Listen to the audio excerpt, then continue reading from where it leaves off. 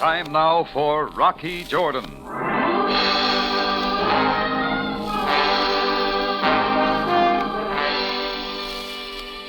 It's not that I ever objected to publicity about me or my Cafe Tambourine appearing in the Cairo newspapers, but this particular item I didn't like.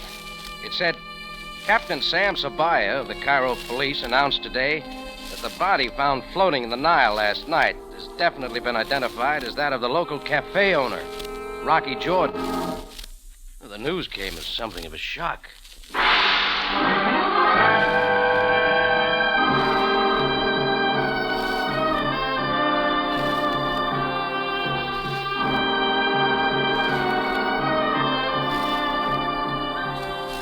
Again, we bring you a story of adventure with a man named Rocky Jordan, proprietor of the Cafe Tambourine, which stands in a narrow street off Cairo's native quarter within sight of the Mosque Sultan Hassan. The Cafe Tambourine, crowded with forgotten men from the world's waterfronts, alive with the babble of many languages. Now, Rocky Jordan, and tonight's story, The Man in the Morgue.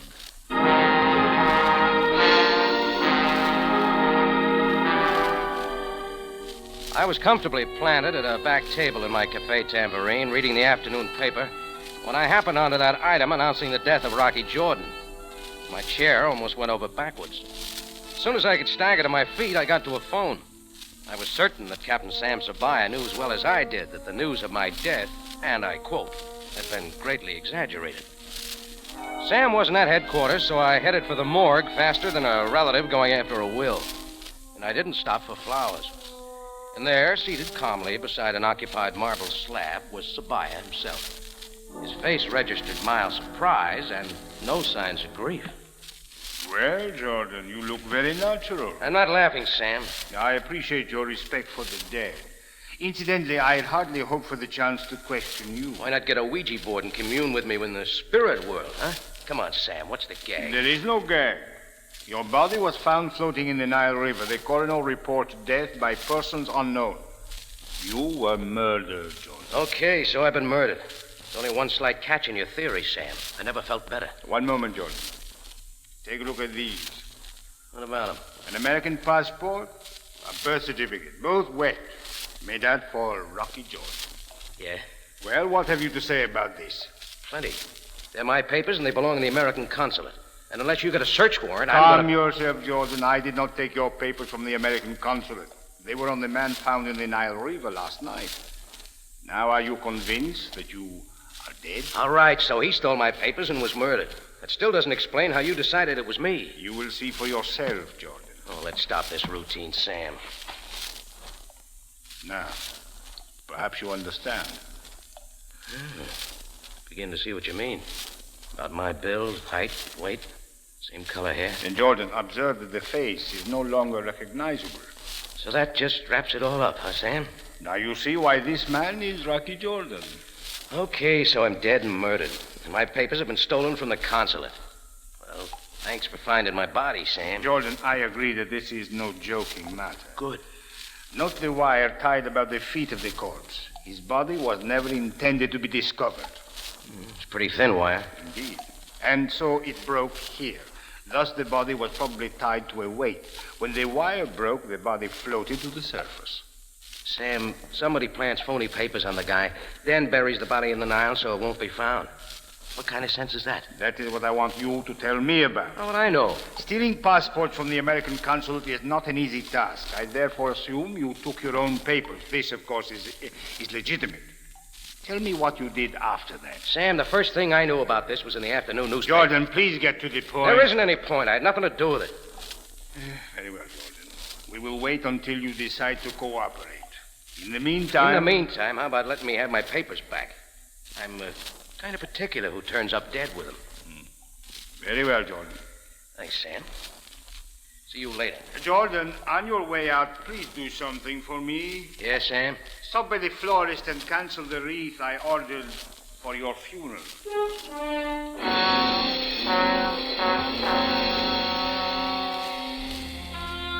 I came up out of the morgue and breathed some fresh Cairo air. The American consulate was within walking distance, and there was a matter of missing papers that needed explaining. When I reached the consulate, it was locked tighter than a saloon on election day. I rapped on the glass door, but no answer. Peering in, I caught a fleeting glimpse of a face from the inner office, like the face of a terror-stricken child. It disappeared, so I knocked again. Just as I was about to wear out my knuckles, the face reappeared, and what went with it wasn't bad. Dusty yellow hair braided into loops that wrapped around her head. Her mouth was small and trembled into a smile. She raised her eyes to mine. They were not the eyes of a child. Finally, she opened the door, just a crack. I am sorry. The consulate is closed. Please come back tomorrow. Tomorrow may be too late, lady. This will only take a minute. But everyone has gone home for the evening. You're still here? I do not count. I am only the consul secretary. Look, lady, there have been some peculiar operations going on with my papers, and I want to straighten it out. Your name, please? Jordan. Rocky Jordan. Rocky Jordan. I am sorry. The consulate is closed. Please return in the morning. Oh, sure, but in the morning I may be dead. Again. Dead? Again? Look, Miss, Ralphins. Laurie Ralphins. Please, what is this about being dead in the morning? Again? Maybe if I could have a look at my files, I could explain it a little better. Well, Mr. Disney would never permit it, but come in, please. I will get your folder. Are you planning to leave Cairo? Is this why you wish to see your papers? Maybe. You could go to America if you wished. Before the war, my father and I dreamed of America. But... War's over. Maybe you'll have better luck now. No. I've been in Cairo 3 years, Mr. Jordan. There are many of us, and quota numbers are few. Only you Americans can afford to be impatient. Here are the files. Now let me see. Jenkins, Johnson, Chopner, Judson. Gone, huh? Why, there we are. What?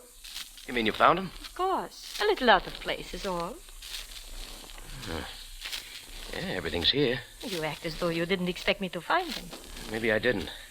Better keep a padlock on those files.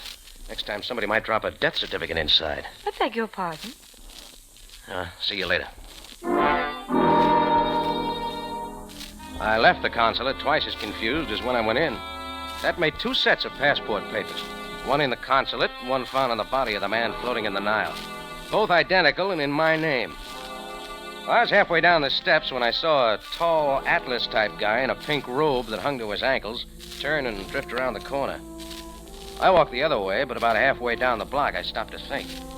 It occurred to me that Laurie Ralphins had made it just a little too convenient for me to get into the consulate after hours. It wouldn't hurt to check on her.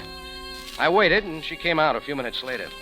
I shadowed her down the Sharia Kamal and finally saw her stop in front of a faded 5-story sandstone building that passed itself off as the Hotel Lydia. It catered to the uprooted of the world at 25 piastres a day. It was filled with people waiting for a quota number or people just waiting. Laurie glanced back, and I dodged into the alley, and then he caught me. It was an arm that reached out first, followed by the tall Atlas-type guy in the pink nightshirt. His big hands reached for my throat. You! Now I kill! Max, slow down. Dirty pig! You follow her! You follow my lovely Laurie, my sweetheart! Get it out. What's the biggest... Okay, you asked for this. What is this? You hit me? Have you no sense, pig? You can get hurt this way. Then we'll start all over again. You fool! You have struck the prince twice. This is an insult. So now I will make you suffer. Come back here. I will choose my own time to kill you. Later. Yes, later I will kill you. The tall man walked back to the street, stopped under a streetlight, shook his pink robe arrogantly, and strode off into the night. I stood under the streetlight, pondering whether or not to follow him when I saw a pink card lying on the sidewalk where it had fallen from his robe. I picked it up. It said, Pharaoh's Jive Palace. I had the night off anyway, and maybe I could find some answers there. I headed down the street. The place was under 2 rug shops and what passed for a native drugstore. I took the stairs down into the basement. A glaring pink sign over a pink door shouted, Pharaoh's Jive Palace. I went in. Maybe it was too early for the jive crowd because the place was almost empty. In one corner of the smoke-filled room sat a small oriental version of Frank Sinatra laboring over a tobacco-stained keyboard. He was about 19 with black eyes, olive skin, and a white turban tilted rakishly on his head. Modern Egyptian, gone jive happy. I drifted over toward them.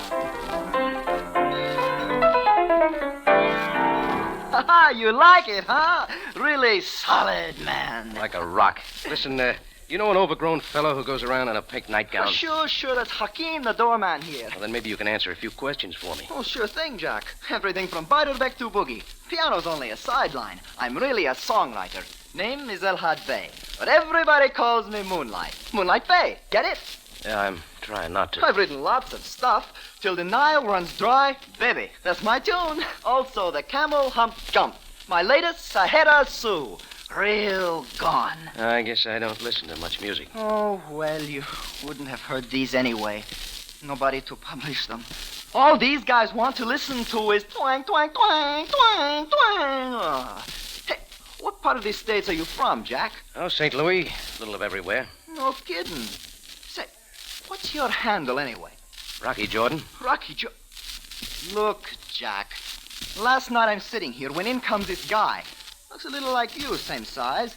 Starts talking to me. And what you think his name was? Don't get? I'll tell you. Rocky Jordan.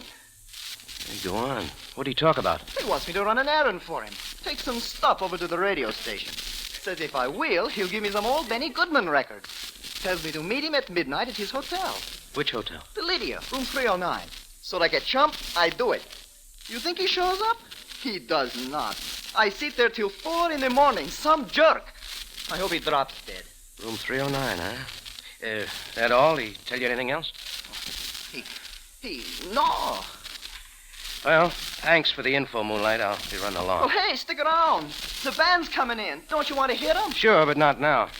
If you meet any more Rocky Jordans, let me know, will you? Oh, drop by the Cafe Tambourine sometime. I'll donate a record. Helen Morgan, St. Louis Blues.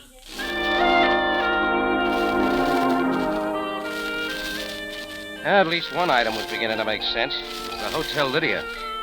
I hailed a taxi, and we fought the evening traffic out of the native quarter. In 15 minutes, I was back at the Hotel Lydia. Just as the cab pulled away, I saw the tall shadow. He looked like he was holding up the building across the street.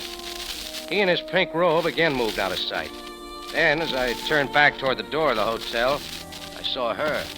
Why, Mr. Jordan, I didn't expect to see you so soon again. Hello, Miss Rothens. Who's your friend? Oh, of course. This is Mr. Disney. He also works at the consulate.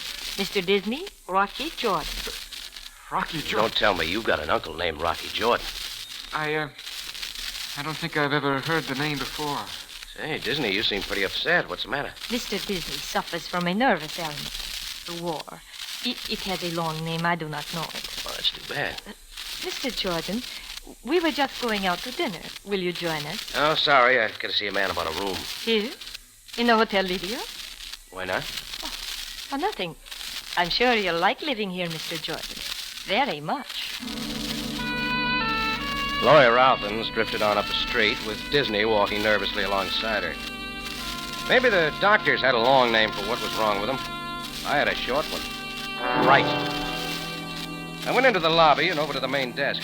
Behind it sat a clerk, his nose buried in a magnifying glass over a piece of dusty parchment. I took a chance he wouldn't know one American voice from another without a program. I asked him for the key to room 309. He tossed it on the counter without looking up, and I headed for the elevator. I pushed the button marked 3. It started with a bounce. Stopped. Started again. And the sliding door opened on the 5th floor. I closed the door, pushed button 3 again, and hoped for better luck at the next landing. Finally, it ground to a stop at the 3rd floor. Room 309 was halfway down the hall. I unlocked the door, stepped in. The ashtray beside the bed was filled with the butts of yellowish Egyptian cigarettes. On a table in the corner of the room sat an American phonograph recorder gadget. And on a chair next to it was a small suitcase affair. I opened it and saw it was more recording equipment, only this was a portable outfit. I shuffled through a pile of records on the table. The 3rd one down had no label. I'm a curious guy, so I put it on the turntable and flipped the switch. Hello, America. This is Bill Booth reporting to you from Cairo. I've come here on the trail of one of the biggest international rackets of modern times. Although the story is yet incomplete, I have learned enough to make both Cairo and New York sit up and take notice. I was reaching over to turn up the volume when it happened. Some of the My head made a remarkable sound like a tales sack of cement hit with a I baseball hope that bat. when I again talk Before I to you, closed my eyes, give you the somewhere complete through the details. haze, I saw a I tilted can only white tell you turban this, above a frightened that it face. is necessary for The me face to take belonged some to outrageous chances. Moonlight Bay.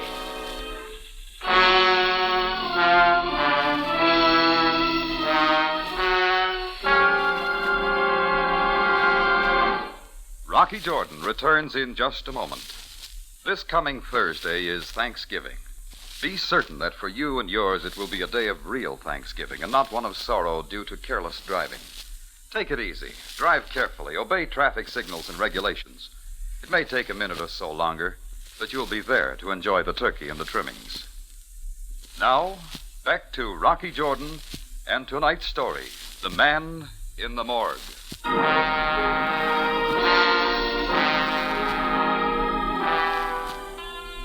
I pulled myself to my feet and looked around the dingy hotel room. I sat down on the bed to think. It all started with a corpse with my passport, then a girl secretary in the consulate with a perfect set of duplicates. From then on, everybody began to react to Rocky Jordan like poison. A tall man in a pink robe, a jive-crazy songwriter named Moonlight Bay, a nervous consulate official named Tom Disney, and finally a reporter named Bill Booth, whose voice I'd been listening to on a record. I wondered how Moonlight Bay and the man in the pink robe fitted into the picture. Then I got an idea and headed for the door. Oh! Why, Mr. Jordan. Laurie Rothens, I thought you and Disney were going to dinner. Why, yes. I forgot my purse. My room is right next door. Oh, but you have been hurt. Have I? Mr. Jordan, could I talk to you privately? Yeah, go ahead. I'm listening, lady. Come into my room.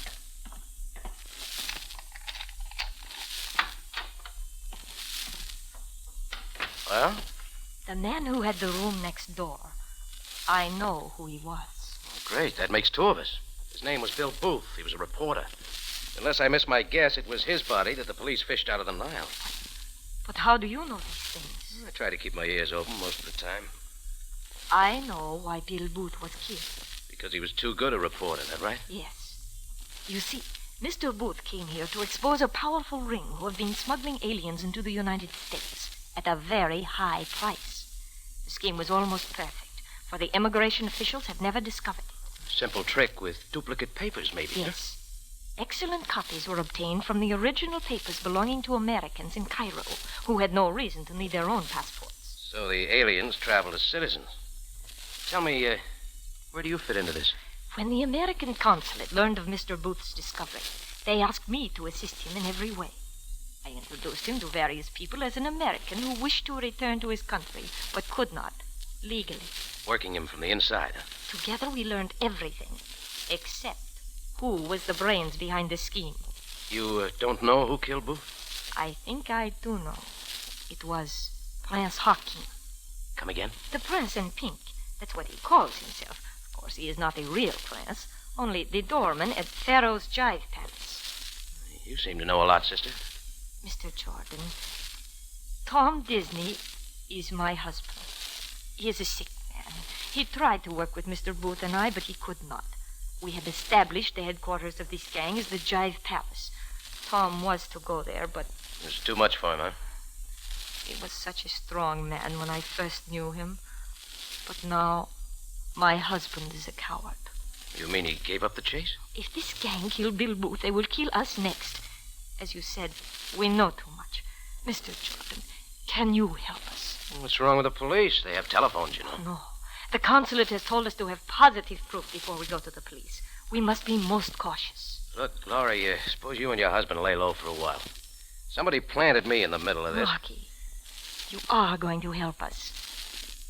Laurie, tell your husband he won't have to worry much longer. See you later. Now, for the first time in a long series of blind alleys, things were beginning to make sense. I headed back for Pharaoh's Jive Palace on the double. I figured some of the final answers were there. But standing outside the door when I arrived was one more obstacle, which made me slightly over par for the course. Jordan, what do you come here for? Go away. Yeah, the Prince in Pink. Look, Hakim, I don't want to play. Jordan, how often must I warn you? Well, I suppose I have to kill you now. Oh, why don't you come off it, Hakim? I got some questions I think you can answer. Second grade stuff. Jordan, now you insult my intelligence. This is too much. I know like Get you. your paws off my collar, Hakim. Ha! Maybe you hit me again? It might take me all night to carve you down to my size, but I'm in a hurry. Listen, about Laurie Routhen. I warn you to stay away from my love. I am upset now. You go. Go! The prince in pink towered before the pink door under the pink sign. My fist was already sore from hitting him the first 2 times, so I took another tack. I walked around the building and up the back alley. There was a small window that sent a shaft of light out into the darkness. It was open. I didn't wait around for an invitation. I let myself down through it and landed on a plush couch. The room wasn't as well lit as I thought, but over in the corner I saw one of the things I was looking for. His white turban was pushed back off his face and his eyes lolled toward the ceiling. He was listening to a piano that sent notes all over the room. The man in the turban was my ex-friend, Moonlight Bay. Hello, friend. Beat it, Jack. Oh, Rocky. Rocky Jordan. Moonlight, you and I have some things to chat about, and I don't mean Vic Spiderbeck. Now take it easy, Rocky boy. Wait till my man finishes his lick. Well, this is shortwave right from the States. He sends me. No more licks. Especially like that one you gave me across the head. I didn't mean to do it. Honest, Rock. It's like this. When I read this other Rocky Jordan was dead, I remember. He's promised me those Goodman records. I just couldn't see them get shipped back to the States, so I... So you broke into his hotel room. Sure. Then you came in. I hid in the closet. I got scared. I was afraid you'd find me. So you slip up behind me and let me have it. Listen, Rock. Don't turn me into the cops. Give me a break, huh? That depends on you, kid. Anything you say, Mr. Jordan. First, tell me about that character outside. The one who calls himself a prince in pink. Oh, him? Oh, the big dope. He's okay. But at least he was. Till he met that dame. What dame? I don't know her name. She used to come in here all the time. Looks like a kid. Blonde hair, done up in braids. Gee, she's got the prince jumping through hoops. Look, Rock, you mind if I turn the radio back on? I gotta get back with the band in a minute. I want to hear this boy. So ends an interlude of Oh, piano my music man which is replaced the through usual playing. broadcast Shut of up. Bill Booth and his up-to-the-minute news analysis. We repeat, our studio in Cairo informs us that the wire recording of tonight's broadcast has not been received. Mr. Booth is engaged in extensive research in the Middle East. Until tomorrow night, this is the Moonlight started dialing for boogie music, and I went out the way I came in. It took me 10 minutes to reach the Cairo morgue and another 5 minutes to talk the sergeant into letting me into the place. I got to the corpse of Bill Booth, but the autopsy boys beat me to it. What I was looking for was no longer there. Then I got another bright idea. It was a long shot, but the kind you bet on in spite of the odds. Booth's clothing was neatly piled on a little table by the sink. Sure enough, there it was, under a corner of the water-soaked coat, neatly wound and marked Exhibit D. The long shot paid off on the nose. It was a coil of thin wire, a wire that had been wrapped around Bill Booth's ankle. It looked strong enough to tie a man with and bury his body in the Nile, but it wasn't. It was shiny and brittle, the kind of stuff you'd use only if you were in a hurry. Maybe it wasn't very strong for some purposes, but it might be strong enough to hang a man.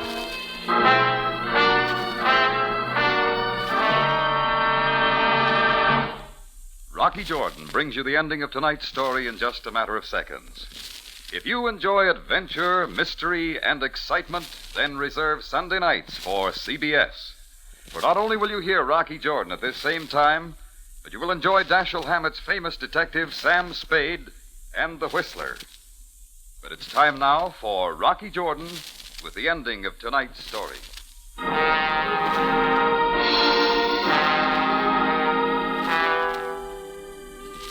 I felt sure now that the strand of wire found wrapped around the ankles of Bill Booth held the identity of his murderer. I grabbed a taxi and headed for the Hotel Lydia. When we pulled up in front of the battered building, I didn't wait for my change. The key to room 309 was still in my pocket. I decided against another excursion on the temperamental elevator and took the stairs 3 at a time. I opened the door and quickly stepped inside. The little suitcase still sat on the chair. It contained the portable wire recorder on which Bill Booth had transcribed his broadcasts from the United States.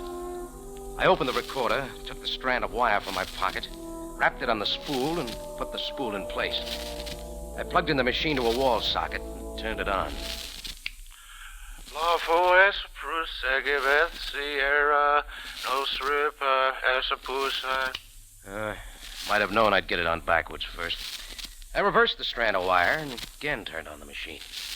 And so tonight, I believe I can finally reveal the full details of this scheme. For tonight, ladies and gentlemen, I have a date with the ringleader of the group.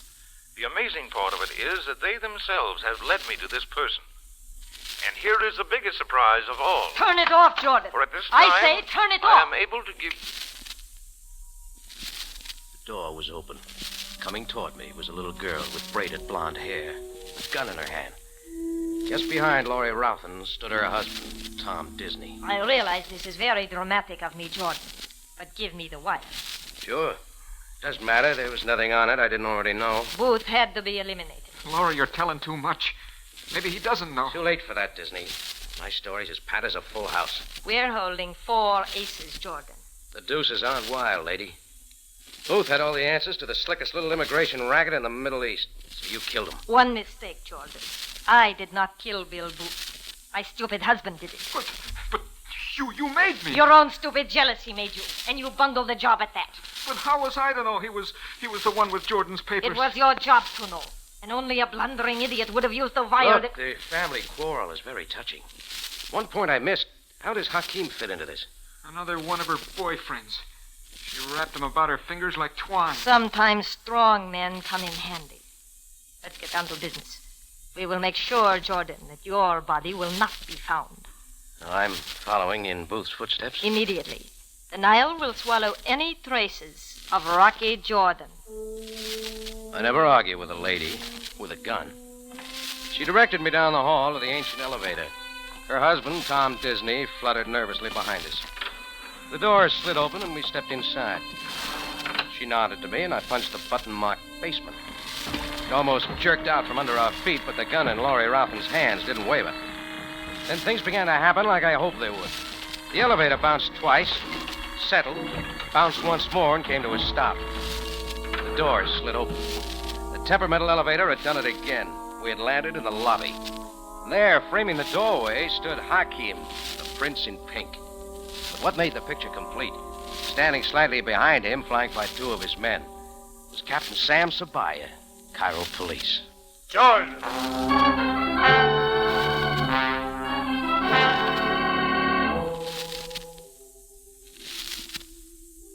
Well, one thing you can say for Sam Sabaya, he knows a grand entrance when he sees one. It seems Sam's leading suspect had been Hakim, so he followed Hakim when Hakim followed me, which led them both to the Lydia Hotel and Laurie Routhen's.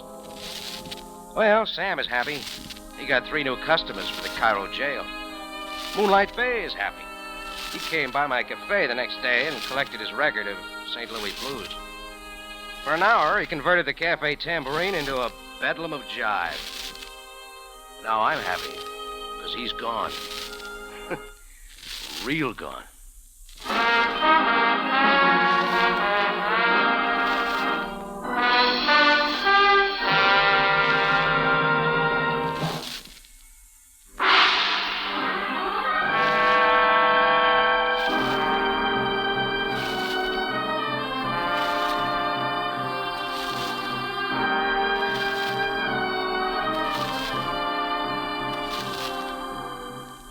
Rocky Jordan is presented from Columbia Square in Hollywood and stars Jack Moyles in the title role. Tonight's story, by Robert Libet, was produced and directed by Cliff Howell, with original music by Milton Charles.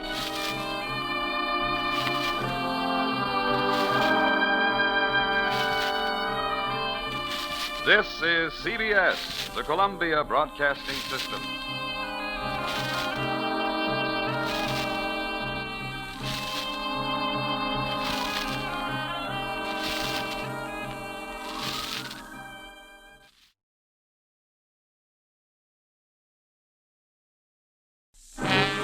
Time now for Rocky Jordan.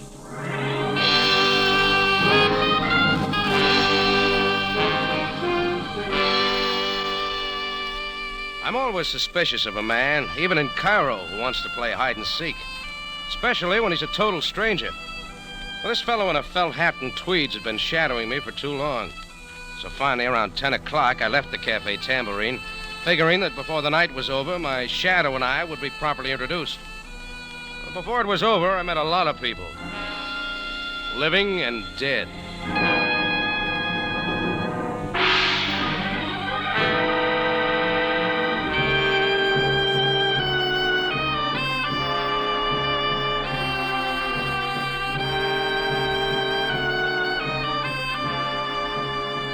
Again, we bring you a story of adventure with Rocky Jordan, proprietor of the Cafe Tambourine, which stands in a narrow street off Cairo's native quarter within sight of the Mosque Sultan Hassan.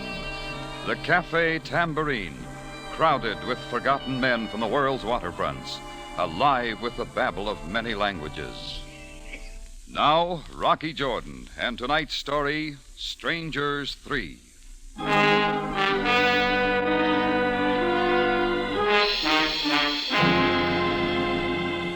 I made a dry run down the boulevard Bakil, and sure enough, the stranger in felt hat and tweeds was still following me. I headed south, away from the crowds. He was right behind me like the back hump on a camel. I picked a nice dark alley for our meeting and faded into a doorway. I didn't have to wait long. As he came by, I grabbed for him. Mr. Jordan, stop it. Who are you? What do you want? Take your hands off me, Mr. Jordan. You've been tailing me all day. Why? Only for an opportunity to talk with you. This is a very personal matter. All right, from the top of the page, mister. And start with your name. Feder Brahms. I'm delighted. Just what do you want? After I explain, you will understand why I did not wish to show myself. You see, I knew you were a good friend of Angus Morgan. Angus Morgan? You and he were once partners in Istanbul, I believe. Well, what about it? Mr. Jordan, I've been trailing him for over a month. Well, then stick to him. Why trail me? A short time ago, I lost him. But I have reason to believe he is now in Cairo. At first, I hoped that you would unwittingly lead me to his hiding place. Perhaps even your Cafe Tambourine. Want to stay with that story or try another one? Mr. Jordan, would $500 be a decent sum for Angus Morgan's address? You can have it for free. Angus Morgan's been dead for 3 months. Now, you take it from there. $1,000 then? Look, I'll play it once more. Angus Morgan is dead. Not dead, my friend, but very much alive. All right, let's say I buy your story for the moment. Why is Angus's address worth all that dough? You are very cute, Mr. Jordan. Well? You have the dough with you? Certainly not. This is hardly the place for a financial transaction. Shall we say your cafe in 2 hours? Let's say that. I'll have the money there. You will carry out your part of the bargain? I didn't make a bargain. I think you will. In 2 hours, Mr. Jordan, at the Tambourine.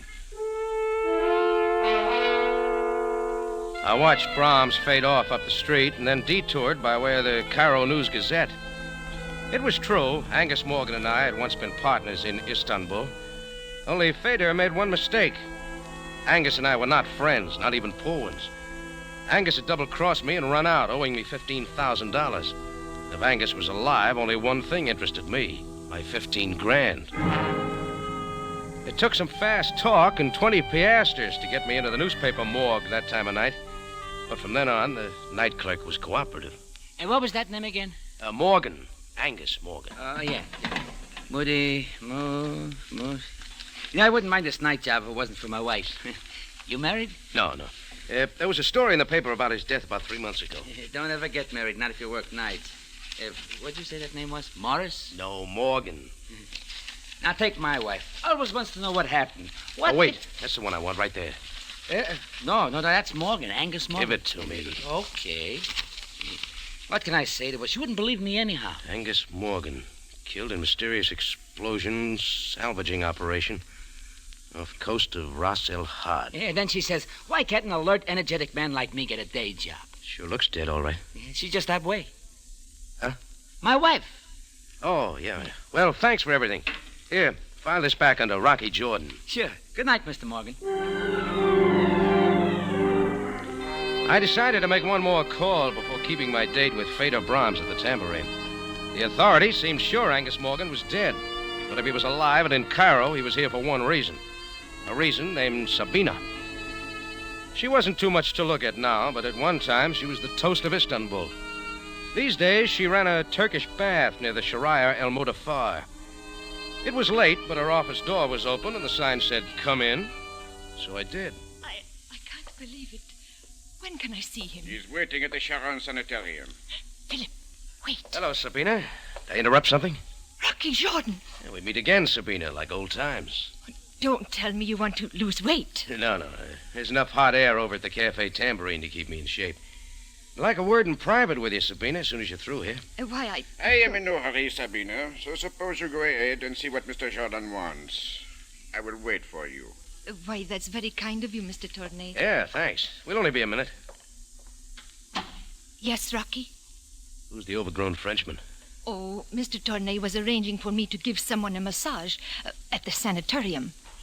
Please, Rocky, what do you want? Sabina, what do you hear from Angus Morgan? Angus? What are you talking about? You know I've he's... got a hunch he's alive. What kind of a cruel joke is this? I got reasons for believing it. Rocky, I know how you hated Angus for double-crossing you. What good can this do you? Can't you let the past sleep? Still do anything for Angus, wouldn't you? Get out of here, Rocky. Sure, Sabina. Get out! I got out. If Sabina was putting on an act, she wasn't doing a good job of it. But I knew my visit with her was a sure way of making Angus show his hand, if he was around. I went back to my Cafe Tambourine. It wasn't yet time for Feder Brahms to show up, so I sat down in my office to try and decide how I could handle him. Hello. Hello. Is this Mr. Jordan?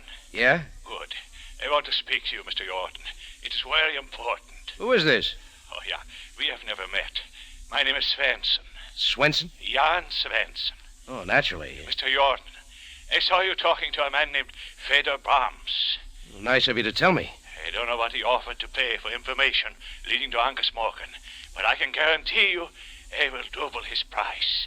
I didn't know a dead man was worth so much. Mr. Jordan, a man does not yoke when he is 40 fathoms under. Look, drop the salty talk and get to the point, huh? I am staying at the Hotel Mala, room 6. Will you come see me right away? How much money did you say? I'm sure we can strike a bargain. Well, then get ready to bid, Swenson.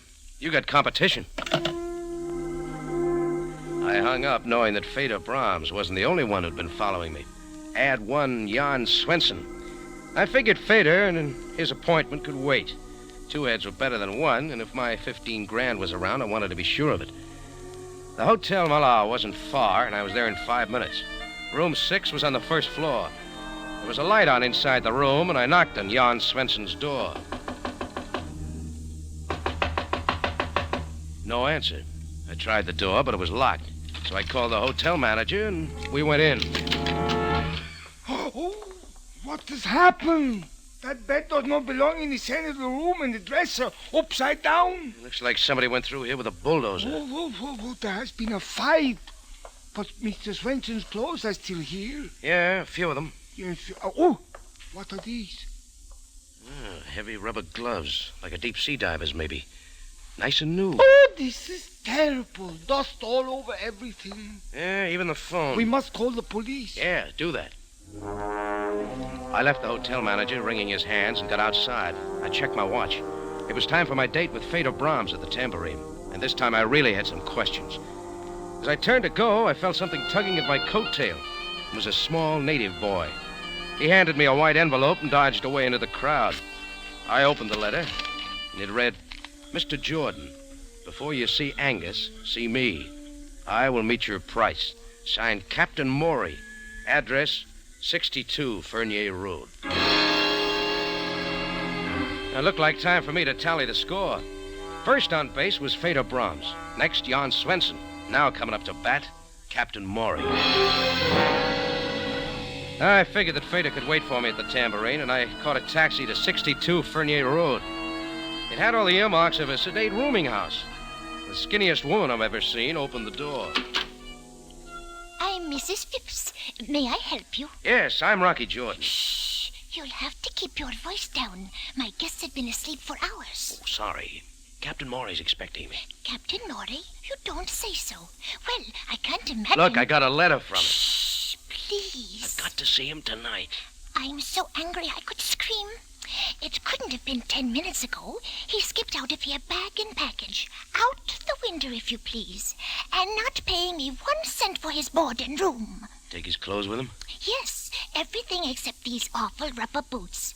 Here, you can have them. Forgot his sea boots, huh? Better give him to the police. The police will be here. I've already called them. Oh, just one more thing.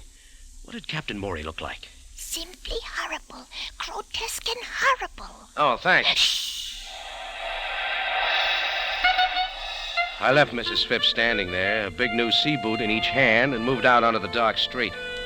I got to the nearest payphone and called Chris at the Tambourine. He said nobody resembling Fedor Brahms had made an appearance there. We were both late for our appointment. Well, there was something else in my mind as I left the phone booth. I wondered if my visit with Sabina was going to pay off. And then it did. The shots were wild, and there were holes in the wall all around me. I dropped to the ground, rolled up in a dark corner. The guy with the gun must have thought he got me because he took off down a side street. He was big, but he ran like a scared gazelle. I was up and after him, but when I got to the corner, he was out of sight. I let him go. Anyhow, I had one answer. The seed I had planted with Sabina had finally blossomed.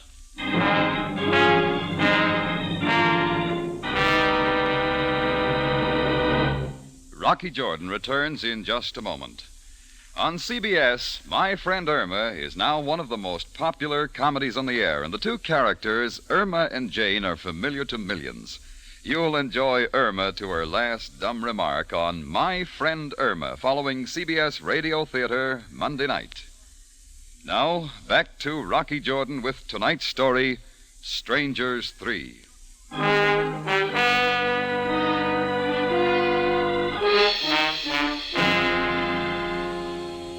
Angus Morgan was supposed to have died 3 months ago. That's what the record said. But when 3 men named Fedor Brahms, Jan Swenson, and Captain Morey came to Cairo looking for him and said he was alive, I was interested. Angus owed me $15,000, and I like money. My visit with Angus's old girlfriend, Sabina, paid off on the nose. When shots started flying, I knew Angus was close by.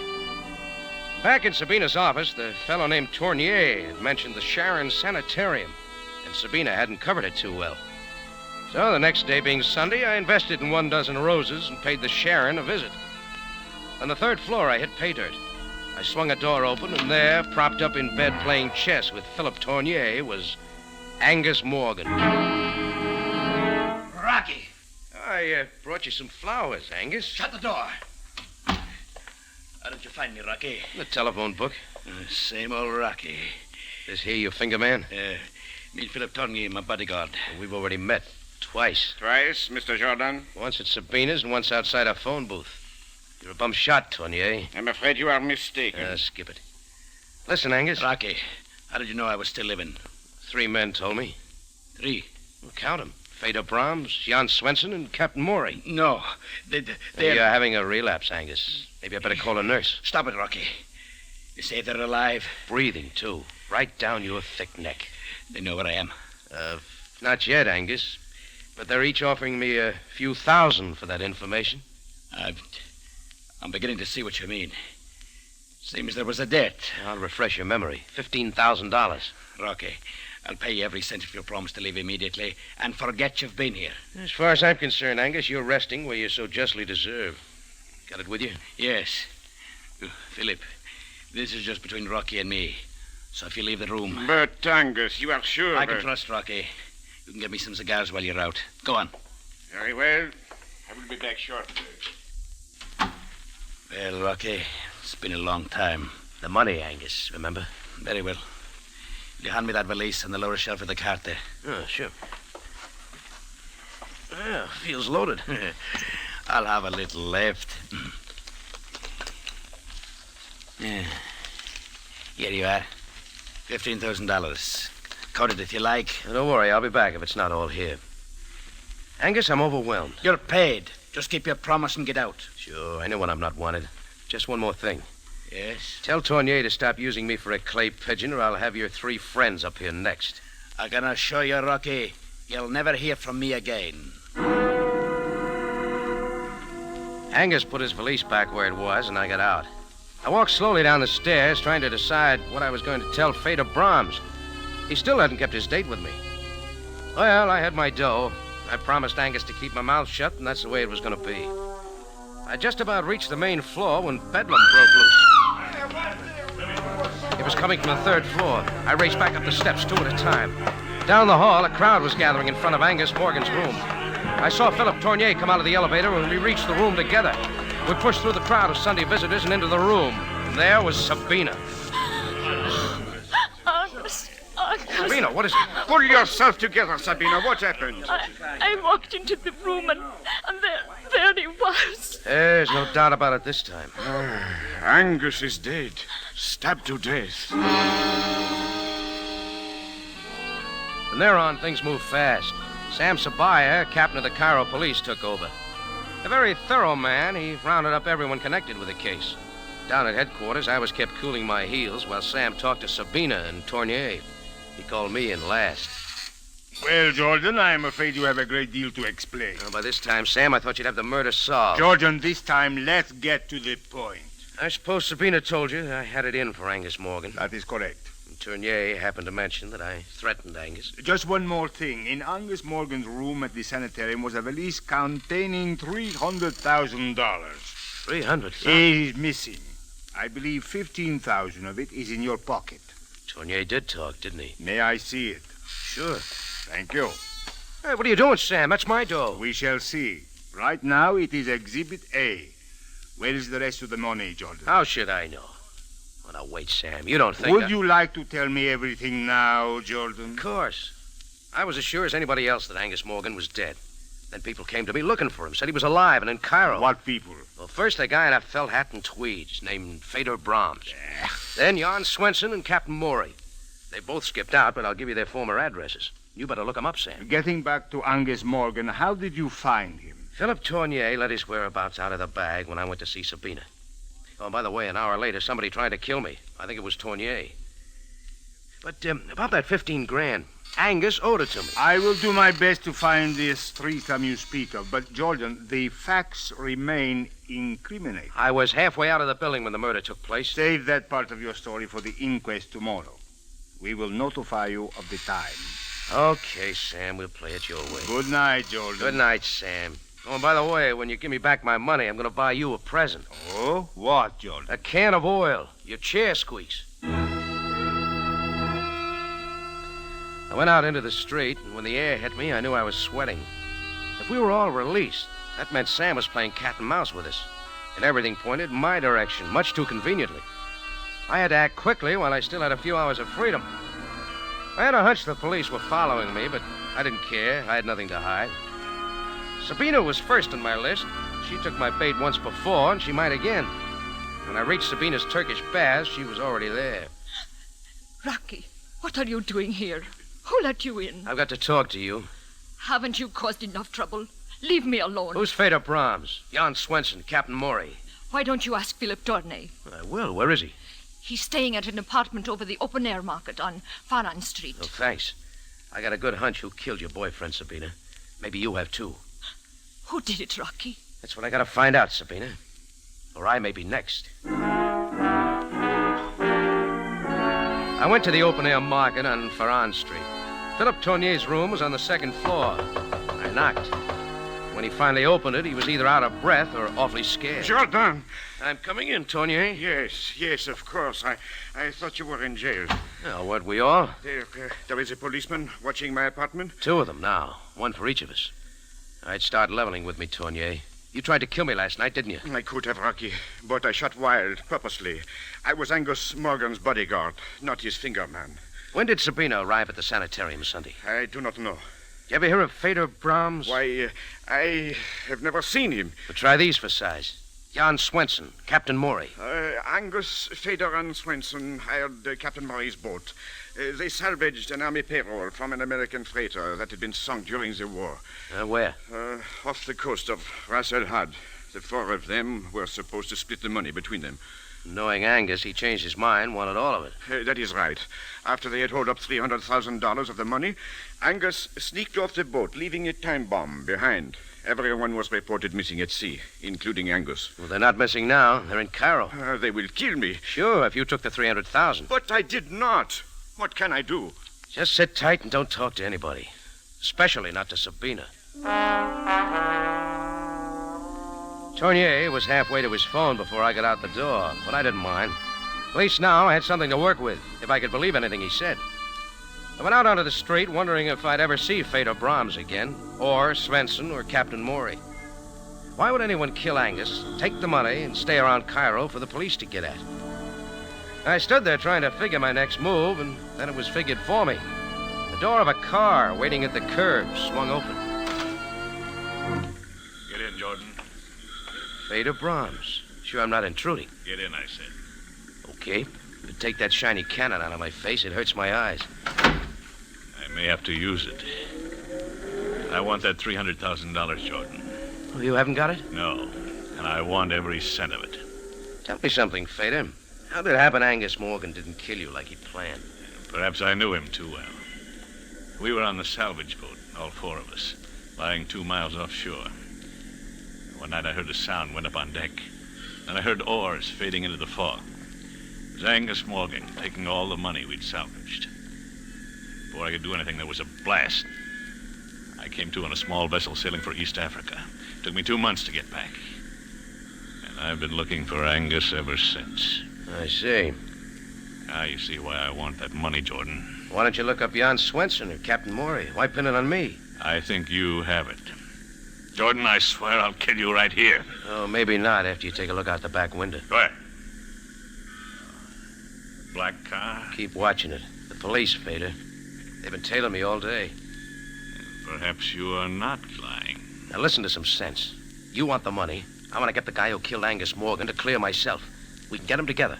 You know who killed Morgan? Yeah. Captain Morey. I'm sure I saw him at the sanitarium. Captain Morey? Of course. What's your plan? Well, first we split up, shake the police off our trails. Meet me at the corner of Sika and El Modar, right by the old tower. Why there? I think I know his hideout. You'll be there in 30 minutes. Very well, Jordan. I will be there.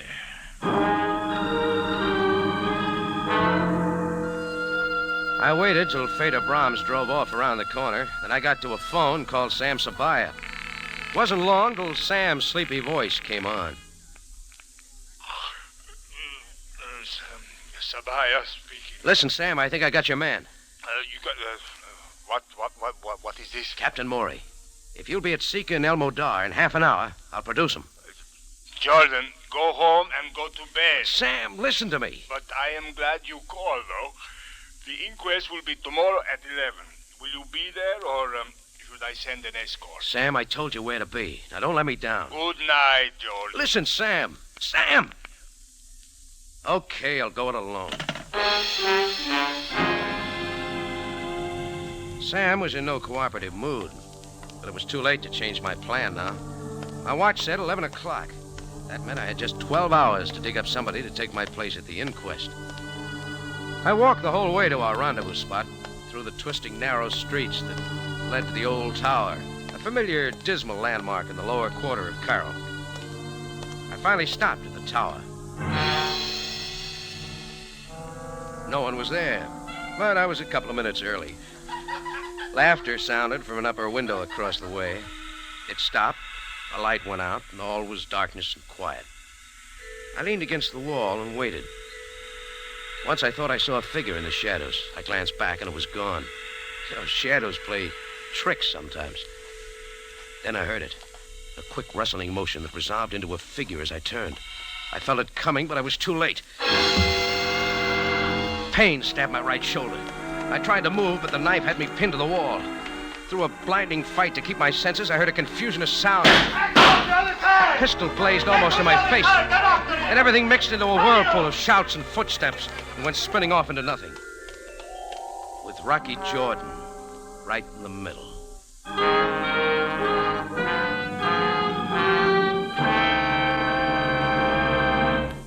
Rocky Jordan will be back in a matter of seconds with the ending of tonight's story.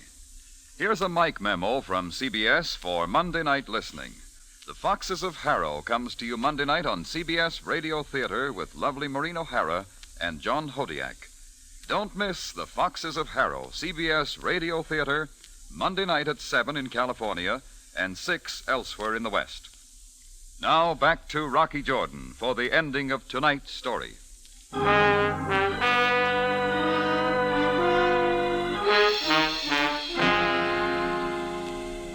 When I opened my eyes, the darkness of the night under the old tower had changed to all white. White walls, white sheets, white bedshirt. The sun was coming in the west window, and seated beside my bed, looking me over like a hound looks over a fresh bone, was Sam Sabaya. Well, Jordan, you missed the inquest. Oh, you're breaking my heart, Sam. Where am I? In the Sharon Sanitarium. The Sharon again. Why here? We thought you might feel right at home. Well, I'm not. Ooh. What happened? Only a knife wound. Your shoulder will heal. You were more fortunate than Angus Morgan. Yeah. Then all that shooting was the police. Sam, I thought you weren't coming to the party last night. Oh, Jordan, you wronged me. Fedor Brahms is now in the Cairo jail. A little worse for the wear. Okay. Now, Sam, when do I get my 15 grand back? Remember? Exhibit A? Jordan, you promised to lead me to Captain Maury. Where is he? In jail. Captain Maury, Jan Swenson, Fedor Brahms. They're all the same man. Oh? It's no wonder we couldn't find the other two. When did you know this? I should have known from the beginning. Fedor was too elaborate with his plans. I figured he invented the other two to keep me on my toes, make sure I didn't lose interest. Mm-hmm. And if a murder rap came up, the police would be out looking for Swenson and Maury. Dead men. But Jordan, that is hardly proof. No, I wasn't sure till Fedor Brahms came to me and demanded the money. I told him to ask Swenson and Captain Maury, but Fedor didn't bat an eye. Why? Because he knew they didn't exist. No doubt they were actually killed in the salvage boat. Sure. So when I told Fedor I'd produce Captain Maury, he knew I was lying. He decided it was time to get rid of me. There's just one thing I don't understand. Sam, about my 15,000. What don't you understand? Well, if Fedor Brahms killed Angus Morgan and took his money, why didn't he get out of Cairo? A very good question, Jordan. Brahms has confessed to the murder, but he did not get the money. What? Sabina came into Angus Morgan's room too quickly after the murder. In his haste to escape, Fedor left the very thing he was after. Then he really did think I had it. Oh, but where is the money? But that is a very strange thing, Jordan. After we brought you back here last night, the money was found in the third floor laboratory. How it got there, I don't know. Sam, of course. Angus set the money satchel on the lowest shelf of that little cart the nurses wheel around. It was still there when she wheeled it out. Ah, I see. Perhaps during the confusion after the murder. Well, that about settles everything. Oh, no, Sam. What about my 15 grand? My dough? Well, you see, Jordan, there will probably be an estate. You will have to put in a claim for it. Well, of all the... Hey, nurse! Nurse! Jordan, can I get something for you? Yes, Sam, a first-class lawyer. Calm yourself, Jordan. You will get your money. You always do.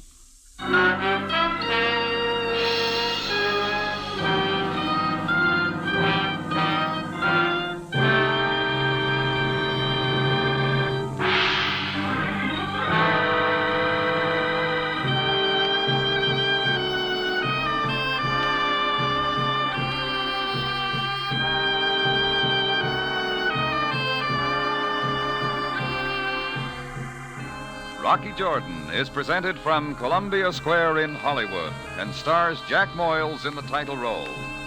Tonight's story was written by Bernard Girard and was produced and directed by Cliff Howell with original music by Milton Charles.